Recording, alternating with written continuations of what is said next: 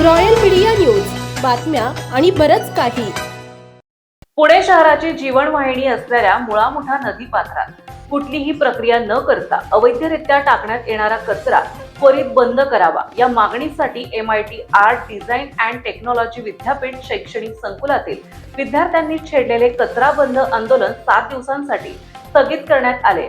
Police उपायुक्त doctor राजकुमार शिंदे आणि लोणी काळभोरच्या सहाय्यक पोलीस आयुक्त अनुराधा उदमले यांनी या गोष्टीचे गांभीर्य ओळखून तातडीने आंदोलनास्थळी भेट देत केलेली मध्यस्थी यशस्वी ठरली.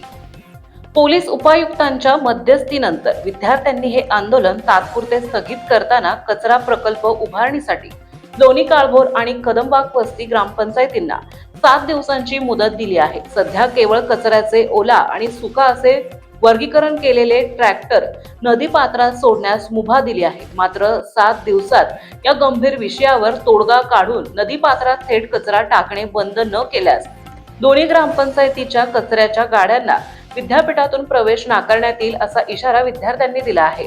नदीपात्रातील कचऱ्यांच्या ढिगाऱ्यांना 26 फेब्रुवारी 2026 रोजी भीषण आग लागली होती, जी पुढील 4 दिवस धुमसत राहिली. या विषारी धुरामुळे MIT संकुलातील 6-7 विद्यार्थ्यांना श्वास घेण्यास त्रास होऊन त्यांना रुग्णालयात दाखल करावे लागले होते. या गंभीर परिस्थितीमुळे संतप्त झालेल्या हजारो विद्यार्थ्यांनी MIT विश्वशांती गुरुकुल आणि ज्युनियर महाविद्यालयाच्या कर्मचाऱ्यांसह हे आंदोलन पुकारले होते. या प्रसंगी MIT ADT विद्यापीठाचे कार्याध्यक्ष प्राध्यापक डॉक्टर मंगेश कराड, स्थानिक लोकप्रतिनिधी आणि ग्रामसेवक उपस्थित होते. प्रशासनाच्या उदासीनतेमुळे विद्यार्थ्यांच्या आरोग्याचा प्रश्न निर्माण झाल्याने आता 7 दिवसात काय कार्यवाही होते याकडे सर्वांचं लक्ष लागले आहे.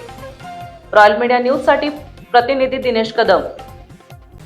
महाराष्ट्रातील ताज्या आणि महत्त्वपूर्ण बातम्या पाहण्यासाठी आजच आमच्या रॉयल मीडिया न्यूज चॅनलला सबस्क्राईब करा आणि बेल आयकॉन प्रेस करा.